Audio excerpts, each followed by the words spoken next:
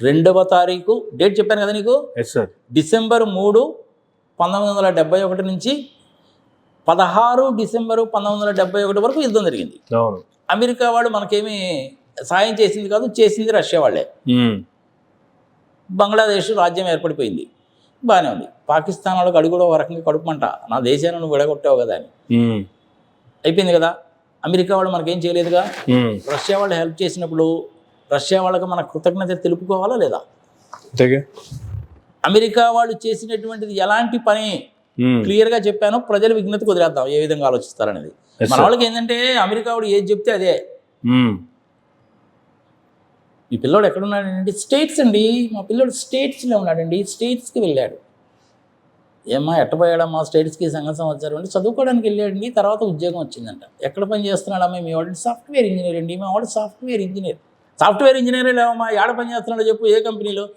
మాకు తెలియదండి ఏ కంపెనీలో చేస్తున్నాడు. వాడు అక్కడ పెట్రోల్ పంపులో పని చేస్తున్నాడో, ఎక్కడన్నా బేకరీలో ఏమైనా బ్రెడ్లు ఏమైనా తయారు చేస్తున్నాడో వీళ్ళకి తెలియదు. కానీ వీళ్ళు వాడికి సంబంధాలు చూస్తుంటారు ఇండియాలో. వాడికి సంబంధాలు చూసి మా అబ్బాయి స్టేట్స్లో ఉన్నాడండి, నాకు 6 కోట్ల ఆఫర్ ఉందండి, మీ ఆఫర్ ఎంతో చెప్పండి. ఇలా వేరే పెడతారు అనమాట. అని నాకు ప్రాక్టికల్గా జరిగింది చెప్తున్నాడు స్వామి, నేను నీకు ఐఎమ్ నాట్ జోకింగ్.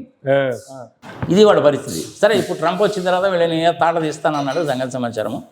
ఆయన దేశంలో వాళ్ళ ప్రజలకు ఉద్యోగాలు కల్పించుకోవడానికి ఆయన అన్నాడు, ట్రంప్ గారు తప్పలేదు. ఆయన దేశంలో పరిశ్రమలను అభివృద్ధి చేసుకోవడానికి ఆయన చెప్పాడు, తప్పలేదు. వీసాల విషయంలో ట్రంప్ గారు చేసింది కరెక్ట్.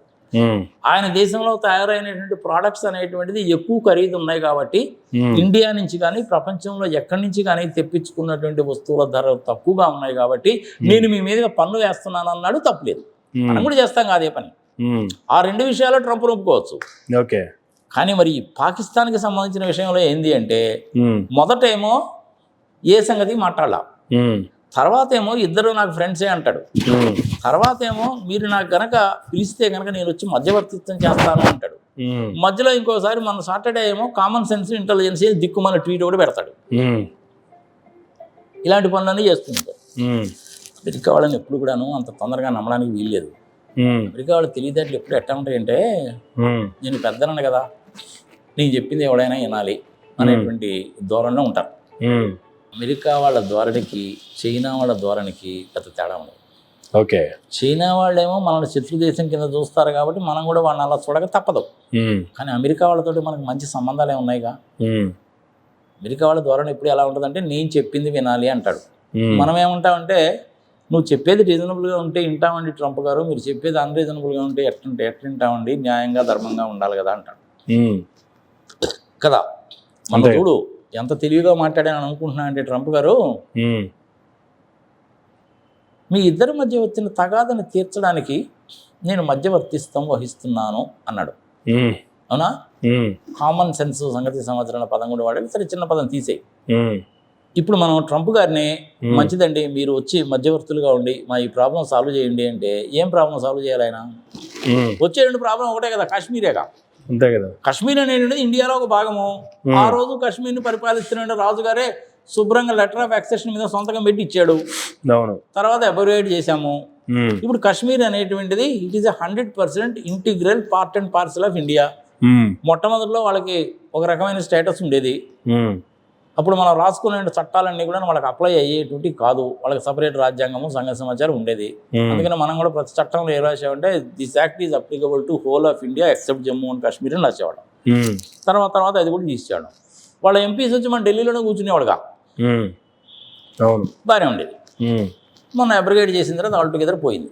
ఇప్పుడు మనం మిగిలింది ఏంటంటే, ఆ 1971లో యుద్ధం జరిగినప్పుడు లాహోర్ దాకా మనం వెళ్ళి కూడాను వదిలేసాం.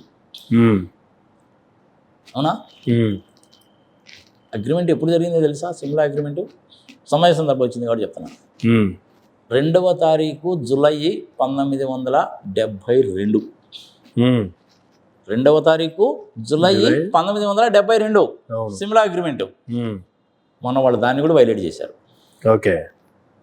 వాళ్ళు వైలేట్ చేసినప్పుడు ఇంక మన ప్రాబ్లం ఏముంది? మనకే మంచిది కదా. చెప్తారు, ఆడపోయిన తీర్థం ఎదురైనట్టు అన్నాడు, కాగల కార్యము గంధర్వులు నెరవేర్చారు అన్నట్టు అయిపోయింది. మంచిదే కదా. ఈ 2వ తారీఖు జూలైకి ఇంకొక ప్రాముఖ్యత కూడా ఉంది సుమా. ప్రజలకు కూడా తెలియాలి. ఏంటో తెలుసా? చాలా ఆశ్చర్యంగా ఉంటుంది నీకు చెప్తే. 2వ తారీఖు జూలై 2014. ఏంటి? విశాల ఆంధ్రప్రదేశ్ అనేటువంటిది ఆంధ్రప్రదేశ్ తెలంగాణ కింద విడిపోయింది. దాన్ని అపాయింటెడ్ డేట్ అంటారు. అవును.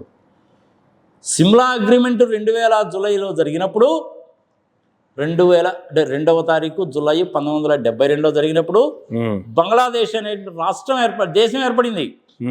పాకిస్తాన్ 2 ముక్కలు అయిపోయింది. అదే 2వ తారీఖు జూలై 2014లో ఆంధ్రప్రదేశ్ 2 ముక్కలు అయిపోయింది. అదే అనమాట ఆ డేట్ ఇంపార్టెన్స్. డేట్ కూడా చూడు 2. ఆ 2 అనే డేట్తో మొదలైందంటే ఏదైనా 2 అయిపోవాల్సిందే. అంతే. అది దేశాలు కానీ రాష్ట్రాలు కానీ సమయ సందర్భం వచ్చింది కాబట్టి చెప్తున్నా. అట్లా అమెరికా వాళ్ళు మనతోటి ఫ్రెండ్లీగానే ఉంటారు కానీ పాకిస్తాన్ వైపు మొగ్గు చూపుతారు.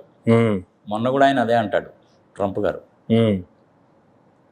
టెర్రరిజాన్ని మూలకంగా ప్రపంచం అందరికీ ఇబ్బందిగానే ఉంది. ట్రంప్ గారు ఏం చెప్పి ఉండాలి?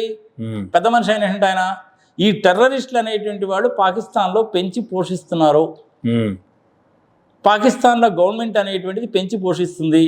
వాళ్ళకి ట్రైనింగ్ అంతా కూడా పాకిస్తాన్ ఆర్మీ ఇస్తుంది, ISI ఇస్తుంది. వాళ్ళ బాధ్యతలన్నీ కూడాను వీళ్ళే తీసుకుంటున్నారు. వాళ్ళ మూలకంగా మాకు కూడాను దెబ్బ తగిలింది. ఇప్పుడు September 11th, sorry 9th September వాళ్ళకు కూడా దెబ్బ తగిలి 11th సెప్టెంబర్ సారీ వాళ్ళకు కూడా దెబ్బ తగిలిందిగా. 3000 మంది చనిపోయారు కదా ట్విన్ టవర్స్ని కూలిస్తే. మరి అమెరికా కూడా దెబ్బ తగిలిందిగా టెర్రరిస్టుల మూలకంగా, బిన్ లాడెన్ మూలకంగా. అవునా? మన ఇండియాకి కంటిన్యూస్గా తగులుతూనే ఉందిగా. ఇదే మూలకంగా ఇజ్రాయెల్ మీద కూడా దెబ్బ తగులుతుందిగా. అందరికీ ఇబ్బందిగానే, ప్రపంచవ్యాప్తంగా అందరికీ ఇబ్బందిగానే ఉందిగా. జర్మనీలో అయితే ఒక అతను ఇట్లాంటి ఉగ్రవాదే ఒక పెద్ద ట్రక్ వేసుకొని మన ఆర్బిట్ మాల్ లాంటి మాల్లోకి వెళ్ళిపోయాడు. చాలామంది చనిపోయారు. ఫ్రాన్స్లో కూడా వాళ్ళు అలాగే చేశారు. అవునా కదా? సరే, ఇంక ఇజ్రాయెల్లో ఏం చేశారన్న సంగతి మనకు తెలిసిందే. ఇండియాలో అయితే ఇన్ని సంవత్సరాల నుంచి చేస్తానే ఉన్నారు. అమెరికా వాళ్ళకి కూడా దెబ్బ తగిలిందా లేదా? మరి ఇప్పుడు ఏం చేయాలి? ట్రంప్ గారు ఏం చేయాలి? మీరు సింధూర్ 1లో టెర్రరిస్టు స్థావరాల మీద కొట్టారు, చాలా మంచి పని చేశారు.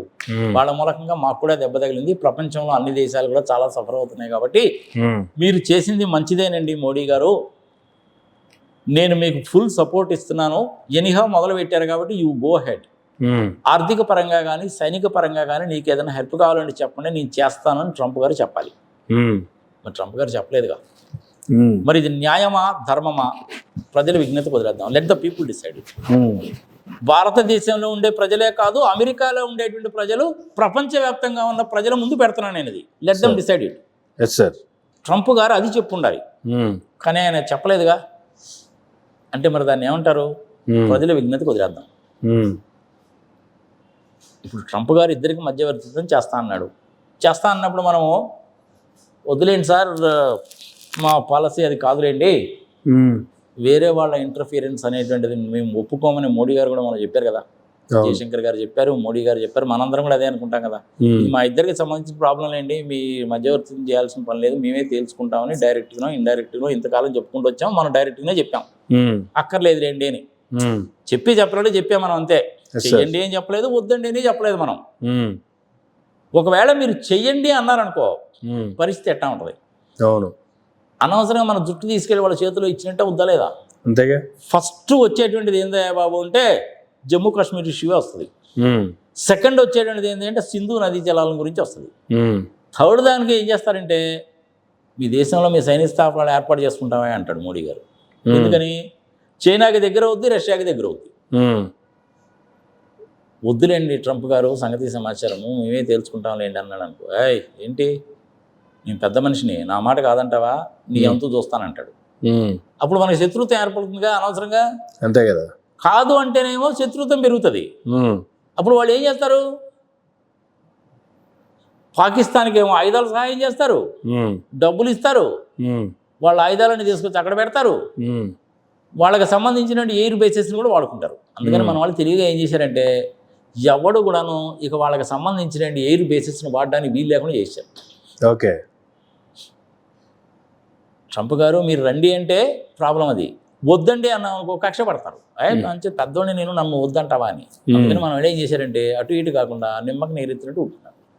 ట్రంప్ గారి ఉద్దేశం ఏంటంటే వద్దులేండి సార్ అది మేము తేల్చుకుంటాము అని కనుక అంటే అవకాశంగా తీసుకుందాం చూశాడు. అందుకని మనం దేశంగా చెప్పలా.